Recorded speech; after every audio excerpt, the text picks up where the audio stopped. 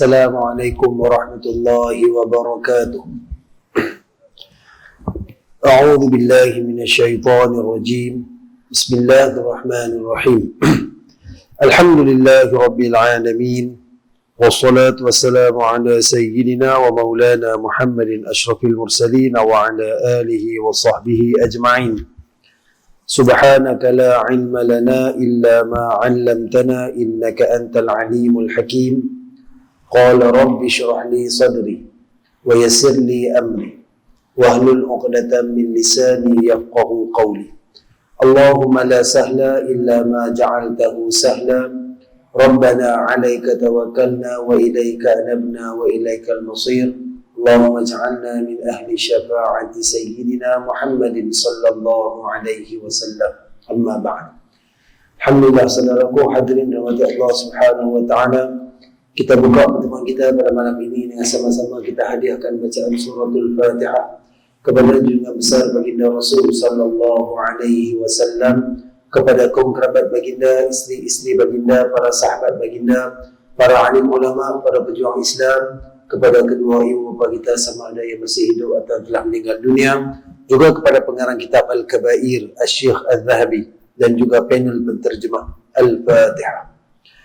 أعوذ بالله من الشيطان الرجيم بسم الله الرحمن الرحيم الحمد لله رب العالمين الرحمن الرحيم مالك يوم الدين إياك نعبد وإياك نستعين اهدنا الصراط المستقيم صراط الذين أنعمت عليهم غير المغضوب عليهم ولا الضالين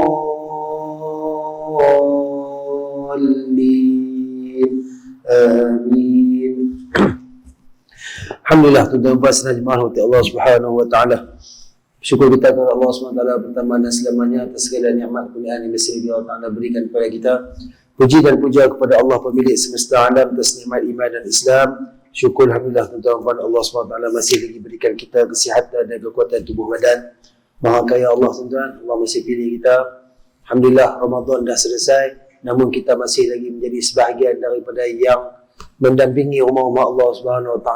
Hadirnya kita dalam keadaan taat ikhlas untuk menyembah Allah SWT. Kurang-kurang tuan-tuan sekalian, ini mungkin boleh menjadi satu tanda. Mudah-mudahan kita minta sangat-sangat ke Allah, kita antara orang yang berjaya dalam Ramadan insya-Allah. Kita antara orang yang diampunkan seluruh dosa kita oleh Allah SWT insya-Allah. Dan kita minta supaya Allah Ta'ala kekalkan, istiqamahkan kita dalam keadaan macam inilah tuan-tuan. Sampailah kita habis usia, sampailah kita habis umur dalam keadaan beriman, bertakwa, diberikan kesihatan dan kekuatan yang sempurna oleh Allah Subhanahu wa taala insya-Allah. Amin ya rabbal alamin. Tuan-tuan dan Allah, alhamdulillah 10 Syawal. Hari raya tu 2 hari tuan. Alhamdulillah masjid ni dah start dah.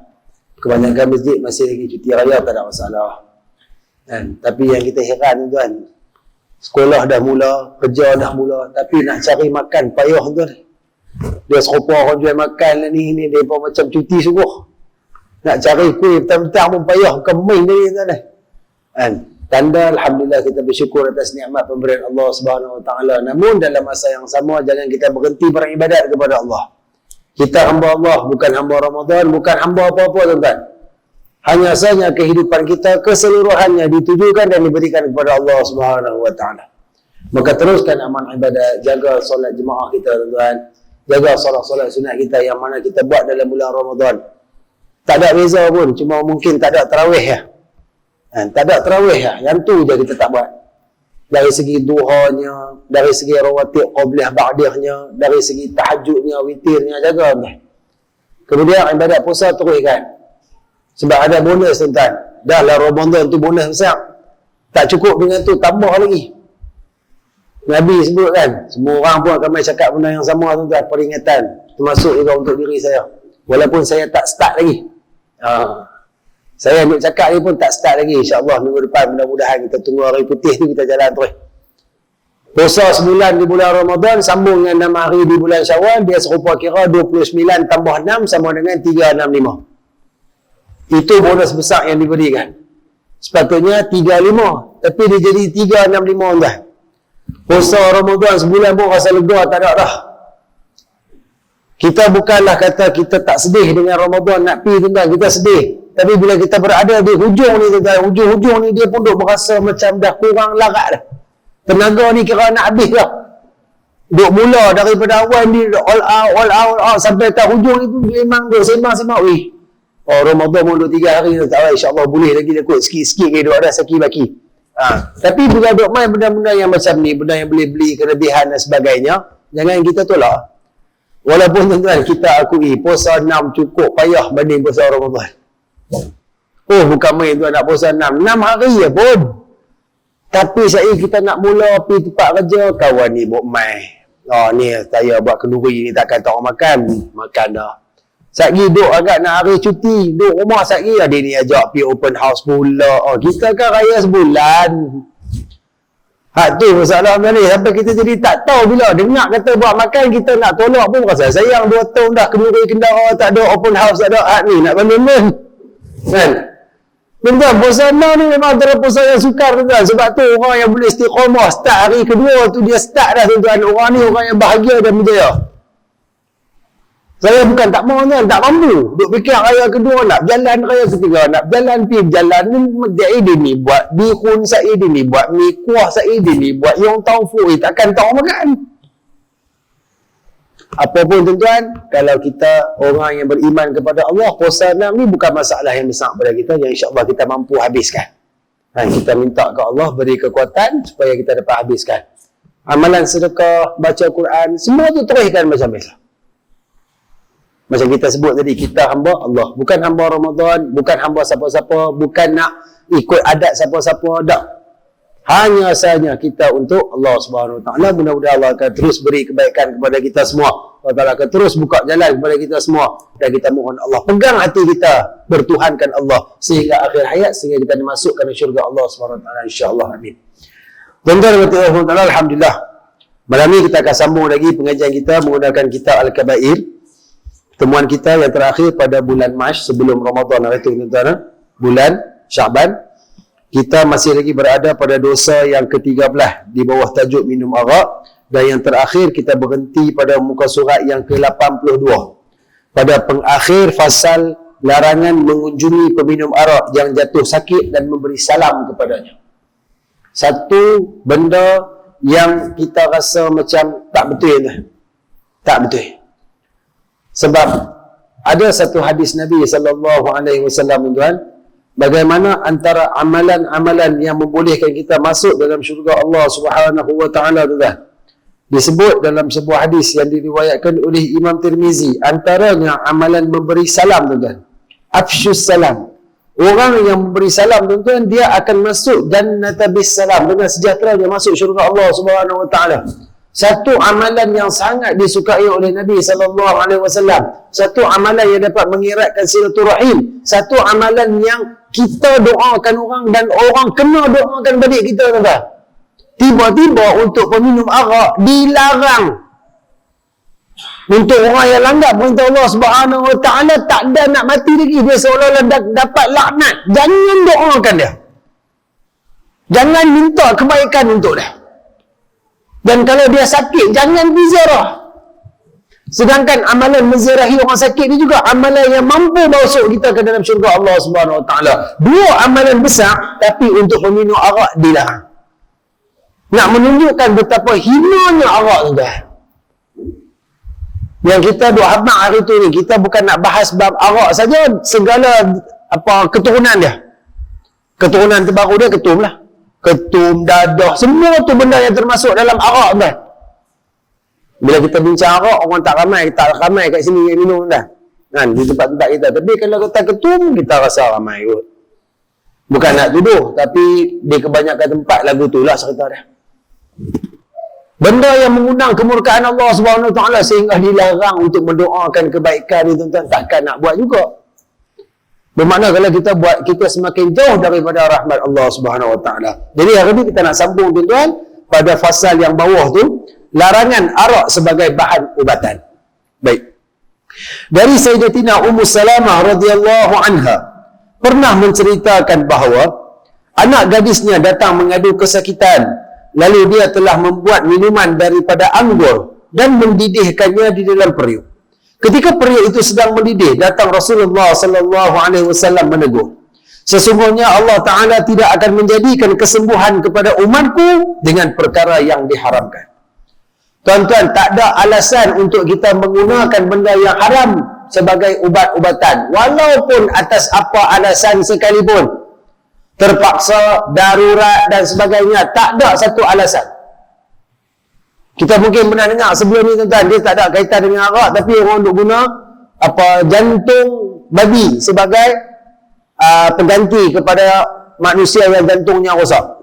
Yang baru ni, orang yang pertama guna jantung babi tu tuan mati. Ada juga orang kata kalau nak buat sakit jantung, nak buat bypass, kalau urat dia tak dipakai, boleh ambil urat babi, sebab urat dia sama lebih kurang dengan urat yang kita boleh gunakan untuk bypass. Tuan-tuan, apa pun alasan tuan-tuan, kalau benda tu haram, Nabi larang kita gunakan. Kita sakit, cari pergi habis segala ubat daripada pakar yang terkenal sampailah dukun tradisional yang termasyhur. Tak sembuh-sembuh. Mai-mai ada satu hamba Allah kata, kalau nak ni kena gunakan benda diharamkan, kena minum arak ke, kena campur dengan arak ke, ataupun kena didihkan anggur. Padahal ni bukan arak kan. Daripada hadis Ummu Salamah ni, dia bukan kata tuang arak tu, anggur yang dididihkan saja. Itu pun telah dilarang oleh Nabi SAW. Apatah lagi kalau ianya arak yang betul.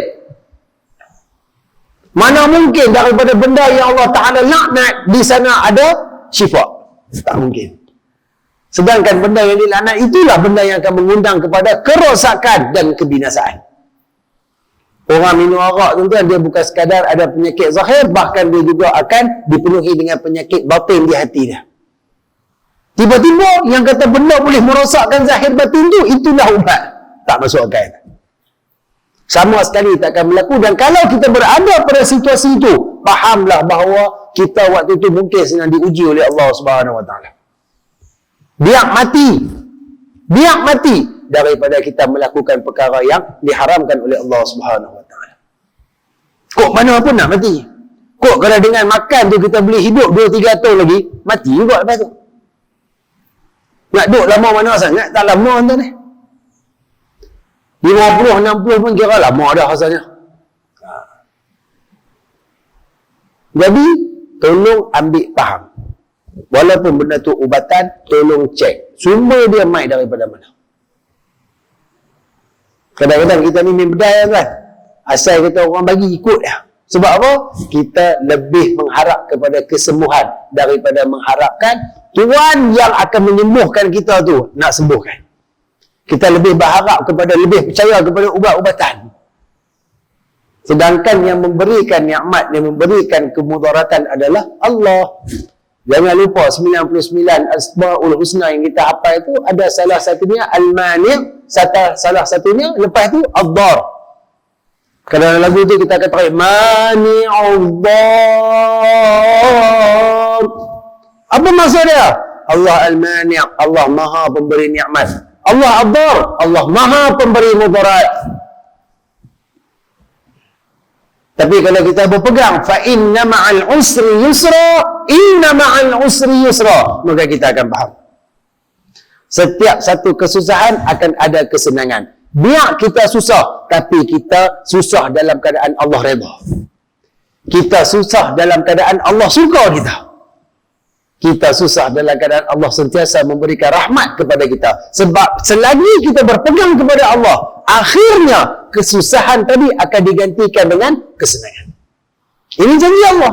2 kali Allah ulang dalam ayat yang sama berturutan. Supaya kita faham, supaya kita pegang. Kalau benda tu boleh, silakan. Tapi kalau benda tu tak boleh, jangan sekali-kali, walau apa pun alasan. Ni kalau tak makan ni, kalau tak minum ni, sat ni dalam 2-3 jam meninggal ni. Ihtiaklah tengok. Cik dia guna alasan. Ihtiaklah. Kita hidup ni kena berusaha. Benda tu haram, biar mati. Kalau kita faham apa yang ditegah oleh Nabi SAW itu, lebih baik untuk kita sebenarnya. Baik. Kemudian fasal berikutnya, hadis-hadis yang berkaitan dengan masalah khamar, masalah arak. Di dalam kitab Al-Hilyah, yang dinukilkan oleh Abu Nuaim daripada Sayyidina Abu Musa radhiyallahu anhu bahawa Nabi SAW pernah diberi minum air anggur di dalam bejana, yakni bekas, dan pada waktu itu air anggur itu sudah berbuih. Lalu baginda SAW telah bersabda, lemparkanlah ia ke dinding, sesungguhnya ini adalah minuman orang yang tidak beriman dengan Allah dan juga hari akhirat. Nabi diberi minum air anggur yang mungkin dah lama sikit dan naik buih, dia mula berubah sifat dah. Mula berubah sifat, Nabi suruh lempar sebab Nabi sebut ini minuman orang yang tak beriman dengan Allah dan hari akhirat. Makna kata di dunia dia akan mendapat laknat Allah, di akhirat dia akan diberikan kesengsaraan yang amat dahsyat dan besar oleh Allah Subhanahu wa taala. Tak kira apa bentuk pula ni sekarang, arak, ketum, apa-apa alkohol, apa-apa dadah, apa-apa pil, semua masuk sekali. Tuan-tuan, pada benda mudarat, pada benda yang dilarang, di sana tidak ada langsung sebarang kebaikan. Kalau ada pun mungkin sikit. Kalau ada, kalau tu pun kalau. Tapi kebiasaannya tuan-tuan, pada benda-benda yang buruk ni tak ada kebaikan. Sebab tu pada benda-benda buruk ni tuan-tuan, Allah jadikan ia sebagai ujian, sebab kita mungkin nampak pada benda buruk tu ada sedikit nikmat, sedangkan nikmat tersebut nikmat yang sementara. Contoh arak, ada nikmat dah. Ada. Orang isap dada, orang yang minum arak, yang mabuk ketum semua ni, dan dia akan rasa free sewaktu mana dia mabuk. Masalah tak ada, hidup dia rasa lapang, tenang. Tapi untuk seketika, habis dos dia, mai balik benda tu. Kita tengok pada perkara-perkara dilarang yang lain seperti zina. Ada tak nikmat kan? Ada. Tapi nikmatnya sementara. Dalam tempoh beberapa minit mungkin. Tapi selepas itu tuan-tuan, dia akan terus mendapat laknat dan kejian daripada Allah. Tengok pada judi tuan-tuan. Ada tak nikmat? Ada. Kena kita pergi tikam 4 ekor. 4 ekor pula dah. Nombor 4 ekor tuan-tuan. Kena nasib. Allah nak uji kita. Jackpot. Dapat sikit, boh 2-3 ringgit, dapat 30-40 ribu. Kita rasa seronok. Tapi benda tu tak berkat. Sat ya duit tu akan habis. Tapi Allah bagi nikmat. Pada setiap perkara yang dilarang, kebanyakannya terdapat sedikit nikmat. Yang mana nikmat itulah nak menggoda kita. Orang yang berjaya hidupkan takwa dalam diri dia, orang yang kukuhkan iman dia kepada Allah, nikmat yang sedikit itu takkan menjadi masalah untuk dia. Makna kata, hari ni, pasal apa orang buat maksiat tuan-tuan? Sebab ketika mana maksiat tidak dilakukan, ketika mana maksiat sedang dilakukan, waktu tu iman tidak ada dalam hati dia. Wal'iyazulillah. Iman tak ada dalam hati dia. Moga Allah ampunkan semua dosa kita. Sebab Nabi pesan, ketika mana mai tu, Nabi suruh lempar.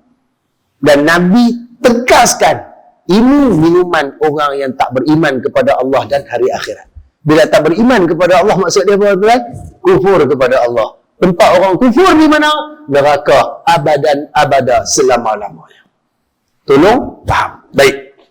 Dan baginda SAW juga telah bersabda, barang siapa di dalam dadanya terdapat satu ayat daripada kitab Allah, kemudian dadanya disiraminya dengan arak, maka pada hari akhirat kelak setiap huruf daripada ayat itu akan datang dan mengambil ubun-ubunnya, lalu diheretnya kepada Allah, lalu melaknatnya. Barang siapa yang dilaknat oleh Al-Quran, maka akan binasalah dia, maka celakalah bagi orang yang dilaknat pada hari kiamat. Dan kita hafal Quran tak? Hafal. Semua hafal. Beza dia banyak dengan sikit. Apa yang kita hafal duduk dalam dada kita tuan-tuan, dalam masa yang sama kita minum ketum, kita minum arak, kita isap dada apa semua tuan-tuan, nanti setiap huruf yang kita hafal ni tuan-tuan akan heret kita, melaknat kita di hadapan Allah Subhanahu wa taala. Benarlah sebuah hadis Nabi SAW yang menyebut tentang Quran itu, dia ada dua ya. Wal Quran hujjatun laka au alaika. Quran ni sama ada dia akan jadi pembela kepada kamu atau dia akan jadi pendakwah. Pada orang yang hafal Quran tapi dalam masa yang sama dia minum arak tuan-tuan, dia buat benda-benda yang dilarang ni tuan-tuan, Quran ni akan main bawa dia di hadapan Allah, laknat dia dan suggestkan ke Allah, wahai Allah, segera campak tuan aku ni dalam neraka ya Allah. Dan celakalah orang yang dilaknat. Orang yang laknat dia takkan dapat keampunan Allah. Orang yang laknat dia akan diberikan segala keburukan dan kesengsaraan oleh Allah, dunia, barzakh dan akhirat. Sedangkan Nabi sendiri sebut, selain daripada syafaat Nabi SAW, satu lagi syafaat yang boleh membantu kita untuk masuk syurga Allah ialah Quran. Iqra'ul Quran fa innahu ya'ti yaumal qiyamati syafi'an li ashabihi atau kama qala sadaqa Rasulullah. Nabi kata, bacalah kamu akan Al-Quran. Sesungguhnya Quran yang kamu baca itu akan datang pada hari kiamat memberi syafaat bantuan kepada tuannya.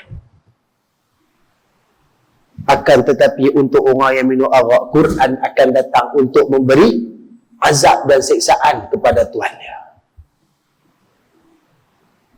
Kita tak boleh imagine tuan-tuan, Quran ni antara dua benda mudah yang dapat pahala yang besar. Ibadat yang mudah tapi pahala dia besar, Quran dengan sedekah. Dia tak terlibat dengan rukun, dia tak terlibat dengan syarat ke apa-apa, cuma dia ada sedikit pantang larang. Contoh, Quran tak boleh pegang, tak boleh baca dalam keadaan berjunub. Itu ada 2-3 benda ya tuan-tuan. Dalam keadaan hadas besar, yang tu saja. Selain daripada tu semua boleh baca, tak kira ada wuduk, tak ada wuduk, luar solat, dalam solat, menghadap kiblat, belakang kiblat, kau mana pun boleh baca. Punya mudah nak bagi pahala. Orang yang hidup dengan Quran, insya-Allah dunia akhirat dia bahagia. Tetapi disebabkan arak, benda yang sepatutnya membahagiakan dia, memudahkan dia, bertukar menjadi benda yang menyusahkan dia, melaknat dia, mendakwa dia di hadapan Allah Tabaraka wa Ta'ala. Wal'iyahzubillah. Orang berebut untuk baca Quran kan. Orang pulun baca Quran. Sebab orang nampak Nabi sendiri sebut benda boleh bagi bantuan mudah-mudah kat tuan dia. Orang yang baca Quran, yang hafal Quran, sepatutnya dia mendapat seperhiasan yang cukup-cukup indah sebelum masuk dalam syurga. Quran akan minta bubuh kat dia mahkota kemuliaan.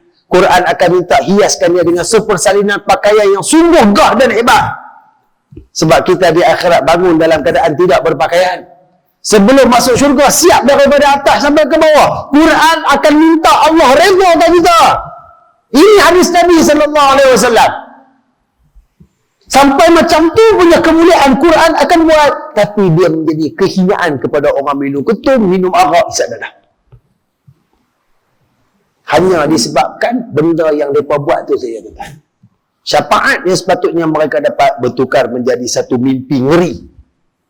Yang mana neraka Allah ni kalau masuk, tuan-tuan, cukup payah nak keluar. Tambah pula kalau yang suggest tu, tuan-tuan, benda-benda yang macam ni, Quran, Nabi SAW, Allahu Akbar. Takut-takut tak gapai keluar dah, tuan.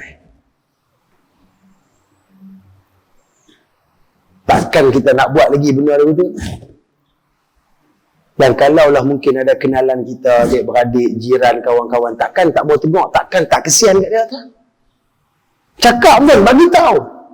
Sudah-sudahlah duk ketum ni. Ni, buka kitab, tunjuk kat dia. Ni, sampai macam ni, takkan hang nak. Kalau hang tak dan taubat, nanti mati hang neraka ni.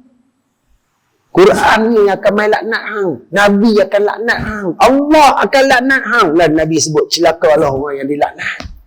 Hang takkan dapat ruang untuk masuk dalam syurga. Tak takut ke? Tuan-tuan, nasihat kan? Tolong cakap, tolong abang. Inilah dakwah. Ini benda yang dibuat oleh Nabi SAW. Inilah perkara yang dilakukan oleh para sahabat. Kita mungkin tak mampu nak tinggalkan rumah, kita punya qaryah untuk keluar pergi dakwah ke orang lain. Tapi sekurang-kurangnya kalau kita tahu ada orang yang dekat dengan kita buat maksiat, tuan-tuan, tegurlah. Islam bukan agama yang disebut sebagai jangan jaga tepi kiri orang. Tak. Islam ni dia jaga tepi kiri orang. Kalau orang tu buat dosa dan maksiat mengundang kemurkaan Allah. Sebab apa? Sekali bala Allah turun, bukan dekat dia, kita kena. Islam nak umat dia bersatu padu dalam keadaan masing-masing, ambil tahu orang lain untuk mewujudkan satu suasana yang damai, takwa, iman, suasana yang baik. Tapi hari ni kita jadi takut nak tegur lah. Pasal apa? Boleh nak tegur, tapi takut lagi dia balas tu balik kat kita kasar. Lupa apa hang bagus sangat. Ni kubur aku tak pernah kacau kubur hang. Ada kelak bahasa tu kita dengar sakit hati kan. Daripada niat nak pi nasihat dia lah, rasa terus nak pi tumbuk muka. Kita abang kat dia elok, kita kesian kat dia. Tapi tentang inilah satu jalan yang kita buat. Sebab apa dakwah yang kita buat selama ni tuan, untuk nak bawa orang balik kepada Allah Subhanahu Wa Taala. Tapi kalau dengan Quran ni pun boleh laknat tuan, takkan kita tak kesian kat orang. Dan kalaulah kita buat, takkan kita tak kesian kat diri kita. Hidup tak lama dah. Hidup lagi kita Ramadan tu ni lepas, alhamdulillah. Ramadan tu depan belum tunggu. Mungkin saya main tengok, ada tempat ni kosong, ada tempat ni kosong. Ataupun tuan-tuan main, tempat ni kosong, tukar orang ambil lah. Apa boleh berlaku? Sebab mati itu pasti.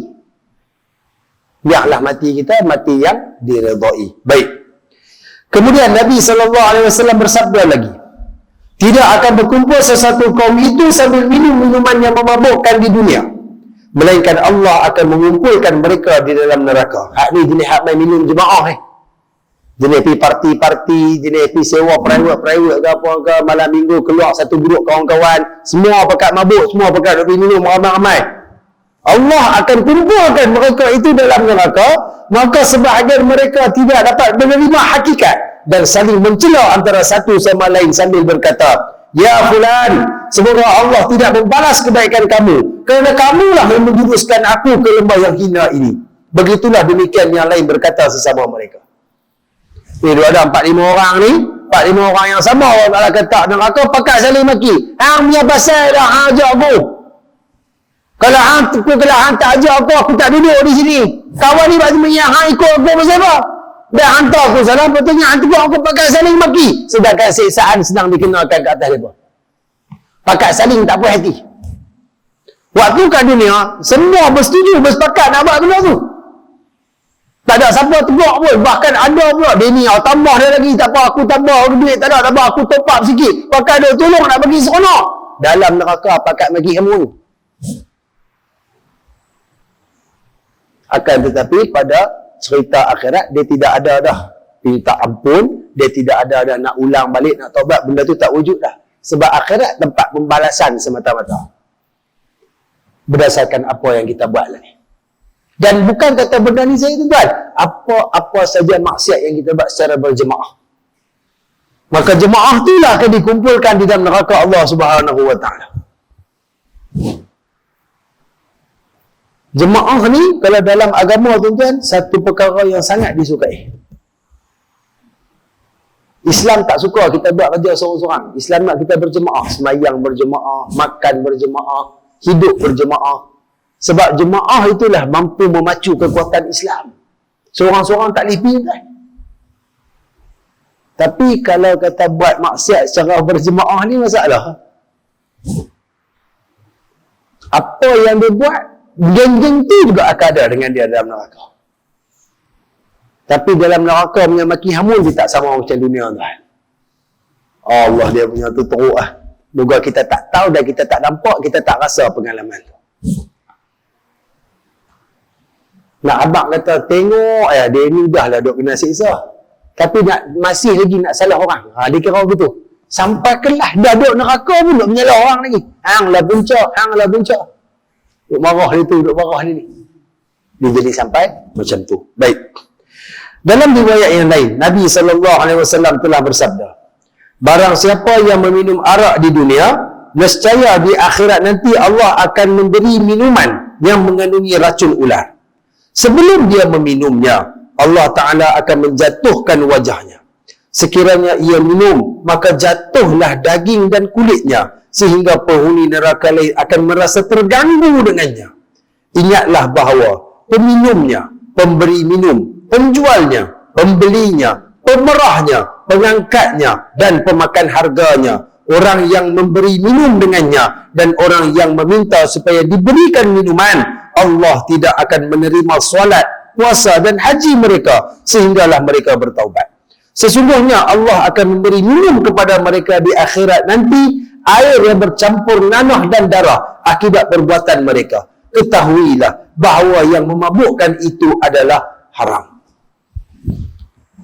Tuan-tuan, hadis yang agak panjang, hadis yang tegas daripada Nabi SAW. Orang yang minum arak dalam neraka akan diberikan minuman daripada racun. Yang mana racun dia bukan setakat bisa, tuan-tuan, dia juga panas dan pedih. Baru nak minum ni, duk angkat ni, nak minum ni, tak ada minum lagi, mai baru dekat muka, tuan-tuan, muka jatuh, punya bisanya. Tapi dalam neraka, tuan-tuan, dia punya lapak dengan dahaga. Tak ada siapa pernah rasa sewaktu hidup kat dunia yang kata lapak dan dahaga yang sangat. Walaupun dia tahu benda tu menyakitkan, waktu mai depan muka luruh ni, bukan kata luruh lagu tu, tuan, luruh dengan kesakitan, duk jerit ni, duk berang, tapi dahaga minum juga. Dengan minum tu, tuan-tuan, yang mana ada saki-baki daripada daging dan kulit, semua akan berguguran. Akan tinggal satu wajah yang sangat-sangat mengerikan, sehingga penghuni neraka ni yang duk kena siksa, tengok dia, mereka pun jadi seram. Mereka pun jadi tak siksa, padahal sama duk kena siksa. Dalam keadaan sakit, hal ni duk siksa, tengok wajah ni, tuan-tuan. Tak lebih. Sampai macam tu, tuan-tuan. Sebelum ni kita jumpa ada satu hadis yang mana minuman daripada yang akan diberikan kepada peminum arak dunia disebut sebagai Pailatul Khabal, iaitu campuran darah, nanah, lendiran, segala apa-apa yang busuk, serta cecair yang keluar daripada kelamin orang yang berzina. Cerita dia busuk ni, sungguh-sungguhnya busuk lah. Yang mana busuk dia ni mampu merekahkan, meluruhkan seluruh kulit daripada tubuh badan. Sedangkan penghuni neraka itu, tuan-tuan, sah dia sangat besar. Besar penghuni neraka. Sebab apa? Nak merasakan azab. Dah tak cukup besar, bila hancur yang kata luruh muka, kulit semua tadi ni, sekali naik balik, elok balik, minum pula, jerit balik, luruh apa semua, elok balik, duk jadi kutu lah, tuan-tuan. Kullama nadijat juluduhum baddalnahum juludan ghairaha liyadhuqul azab. Tatkala hancur, rentung, luruh kulit-kulit mereka, kami gantikan dengan yang baru untuk kami rasakan azab-azab kami. Allahu Akbar. Mampukah kita, tuan-tuan? Tak mampu. Tak mampu. Sebab tu, tuan-tuan, Nabi pesanlah, jangan ada keterlibatan dalam arak. Jangan ada langsung sebarang keterlibatan. Kita tak minum, tapi kita kerja kat kedai yang terpaksa scan arak bila orang beli. Kita terlibat secara langsung. Kita tak minum, tapi scan saja. Kita tak minum arak, tapi kita kerja bawa lori, yang lori ni kena bawa arak hantar ke tempat-tempat tertentu. Kita terlibat secara langsung. Kita tak minum arak, tapi kita kerja di kafe yang mana kalau orang order arak, kita kena serve, ni hantar kat dia. Kita tak minum, kita terlibat secara langsung. 10 golongan yang akan diazab atas arak, sedangkan dia bukan peminum arak. Tolong cek, hari tu kita pesan dah, tuan-tuan. Kedai-kedai runcit minimat yang 24 jam tolong jaga, tuan-tuan. Jangan bagi anak-anak kita, adik-beradik kita kerja di situ, tuan-tuan. Kecuali kalau kedai tu tak ada arak. Biasanya minimarket 24 jam minimat ni, tuan-tuan, dia ada jual arak. Tuan-tuan mutalah, saya tak boleh nak sebut, tak perlu sebut pun nama kedai, tuan-tuan tahu kita pun nak masuk kedai tu. Dia ada freezer besar, okey, ayak kotak, ayak tin ni, mai tang hujung, dia ada. Customer mai beli, kita cashier. Kerja kita kena selesaikan. Kita scan. Tuan-tuan, kita terlibat dalam orang yang akan diazab atas arak. Nabi dah pesan siap-siap dah, tuan-tuan. Nabi dah cerita dah azab yang nak kena.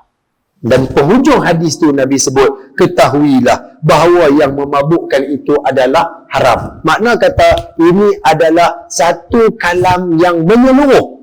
yang dia bersifat am, bukan khusus. Apa-apa saja yang kita ambil, sama ada dalam bentuk makanan, minuman, cecair, apa saja yang akhirnya boleh bawa ke arah mabuk, ianya adalah haram. Faham tak? Clear? Sebab Nabi kata apa yang mabuk itu adalah haram. Maka apa lagi alasan kita nak guna? Apa lagi benda yang kita nak, orang kata apa? Nak ringankan? Tak ada. Tolonglah. Hindarkan diri kita. Kalau kita tahu siapa-siapa yang ada kenalan dekat dengan kita, tolonglah cakap dengan dia, tuan. Sebab tak padan. Azab untuk arak tak padan. Azab minum ketum tak padan dengan apa yang kita dapat daripada nikmat yang sementara tu. Sangat-sangat tak padan. Mudah-mudahan Allah bagi hidayah dan kekuatan kepada kita, insya-Allah. Nak ambil sikit daripada kita asal. Dan termasuk di dalam kategori setiap yang memabukkan itu adalah khamar, iaitulah hashish atau ganja dan sebagainya. Yang mana perbicaraan khusus mengenainya akan berikut sesudah ini, insya-Allah. Syekh jelaskan lagi. Yang kata ganja pun termasuk arak. Jadi kalau ganja kita panggil sebagai dadah. Mana kata bukan setakat ganja. Heroin, ekstasi, pil kuda, apa semua benda lah. Yang kira kita ambil, dia mabuk. Dia ambil, kita makan ke, atau kita suntik ke, atau kita hidu ke, hilang akal, hilang waras. Arak. Dia termasuk terus dalam arak. Tu saya kata, kalau arak ni mungkin orang Melayu kita tak banyak. Tapi kalau dadah, tengok pusat Sabenti, siapa champion. Kalau ketum, seronok murah kan. Sepaket RM2, RM3, tahan sehari tu. Kena pula pun dalam TS bagi sejuk tu.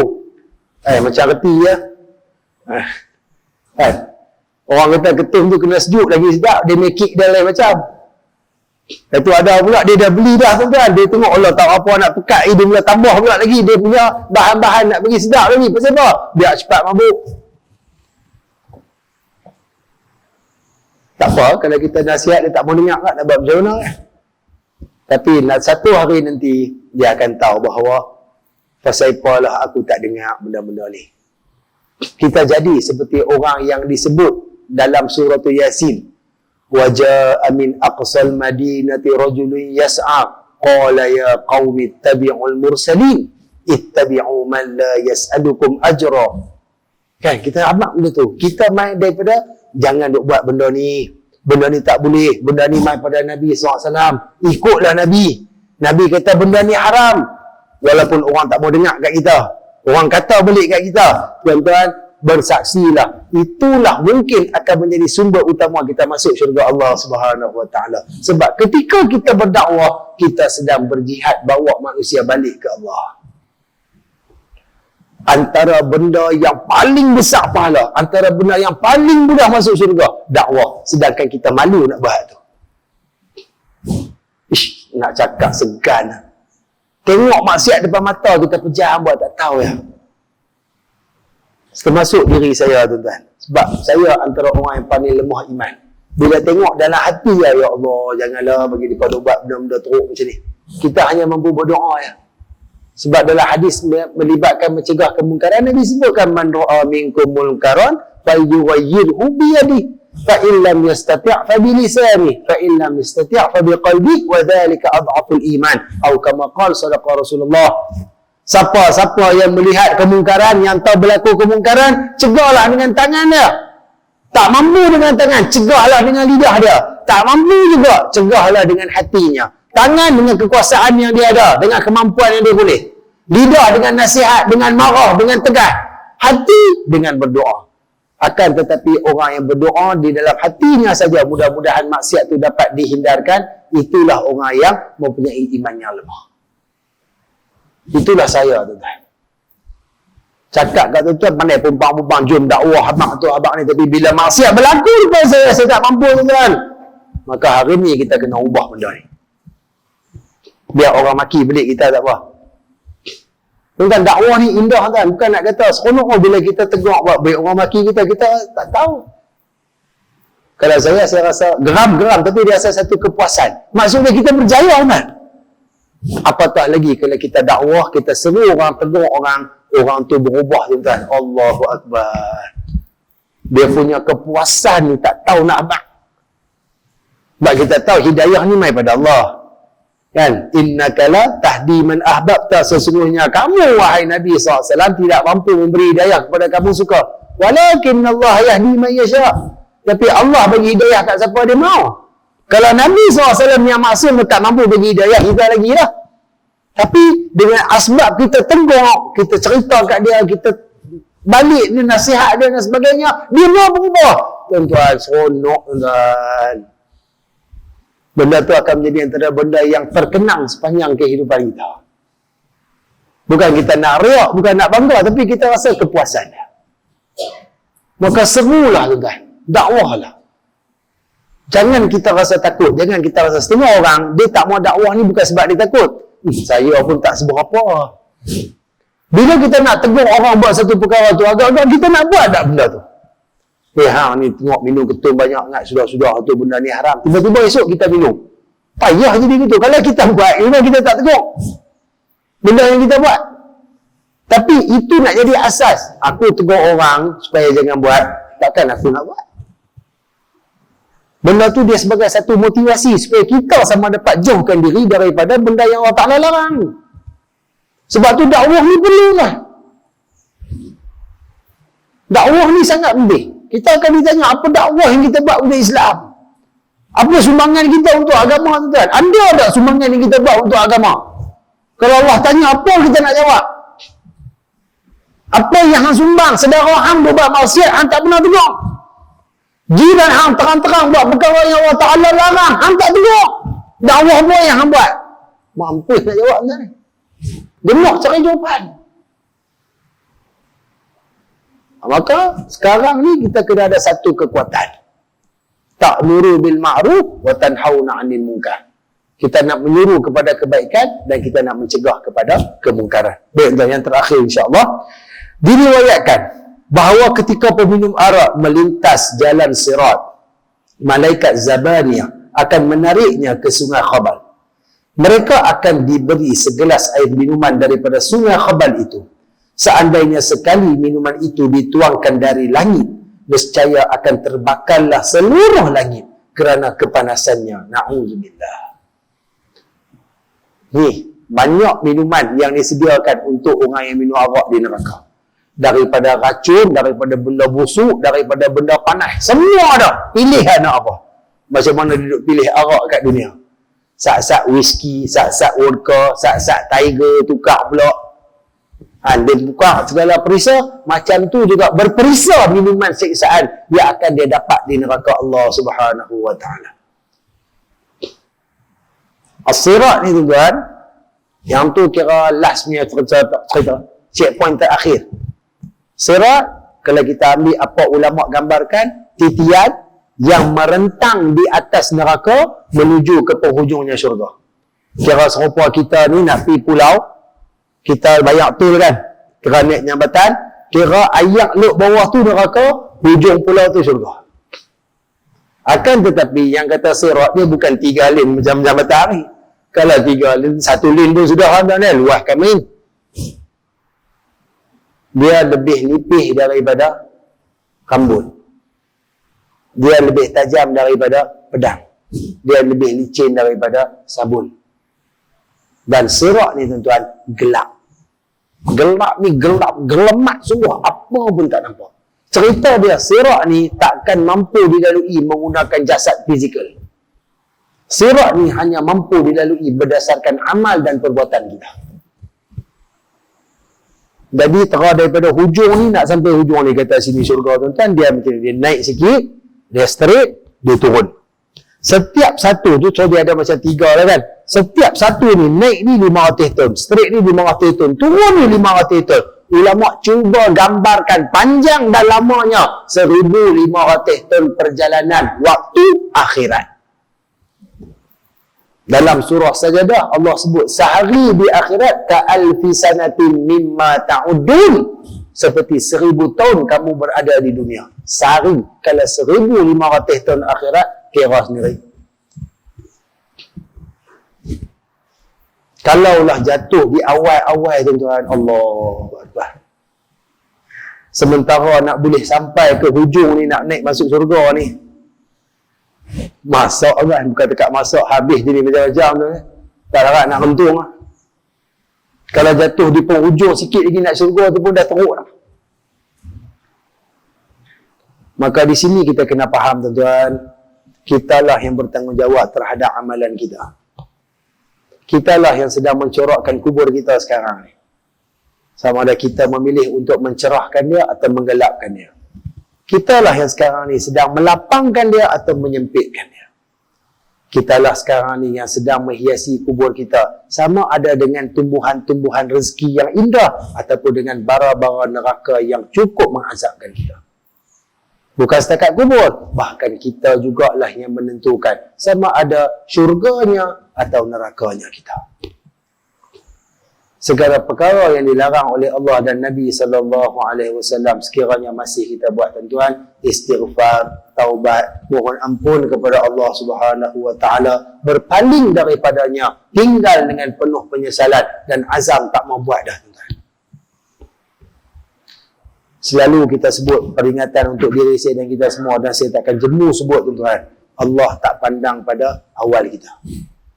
Allah tak pandang pada muda kita yang kita kata kita mungkin tak semayang, kita mungkin minum arak, kita mungkin buat benda-benda yang banyak Allah Ta'ala larang. Tapi Allah tengok ke akhir kita. Adakah kita bertaubat?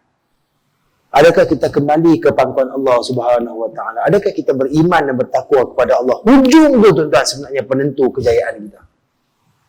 Sebab tu kita jangan berhenti minta Allahumma khtim lana bihusnil khatimah. Penghujung yang baik akan menjadi penentu kepada kita untuk masuk syurga Allah. Sama-sama kita istighfar, kita mohon perlindungan daripada Allah atas perkara-perkara yang menyebabkan kemurkaan dan marahnya Allah. Mudah-mudahan Allah Ta'ala akan terus meredai kita, memberikan rahmat dan taufik yang berterusan kepada kita. Genggam, pegang hati kita oleh Allah dalam keadaan kita akan menghadap wajah Allah dunia, akhirat, dalam keadaan kita menyembah Allah Subhanahu Wa Taala. Mudah-mudahan insya-Allah, tuan-tuan dan puan rahmati Allah, saya berhenti setakat ini dulu. Insya-Allah kita akan sambung lagi pada pertemuan yang akan datang. Yang baik itu daripada Allah Subhanahu Wa Taala, yang buruk itu pada kelemahan, kehinaan, kebodohan diri saya. Mohon ampun dan maaf salah bahasa, tersilap kata. Tuan-tuan dan puan, kalau ada apa-apa kebaikan yang boleh kita ambil pada pertemuan malam ni, balik saja pakat cerita, kongsi-kongsi sikit dengan isteri kita, suami kita, anak-anak, rakan-rakan, jiran-jiran. Mudah-mudahan ilmu yang baik bila kita faham, kita sampaikan, manfaat ilmu akan lebih meluas, dan bila kita cerita ke orang, ajak ke orang tentang kebaikan, orang amalkan. Selagi banyak ianya diamalkan, selama tu kita akan terus diberi pahala jariah oleh Allah Subhanahu Wa Taala insya-Allah. Wa hadza bitaufiq. Wassalamualaikum warahmatullahi wabarakatuh. A'udzu billahi minasyaitonir rajim. Bismillahirrahmanirrahim. Alhamdulillahi rabbil alamin. Wassalatu wassalamu ala sayyidina wa maulana Muhammadin asyrafil mursalin wa ala alihi wa sahbihi ajma'in. Allahumma akhrijna an zulumatil wahm wa akrimna bi nuril fahm waftah alaina bi ma'rifatil ilm wa hassin akhlaqana bil hilm wa sahhil lana abwabal fadlik وانشر علينا من خزائن رحمتك يا أرحم الراحمين وصلى الله على سيدنا محمد وعلى آله وصحبه وسلم والحمد لله رب العالمين تقبل الله منكم.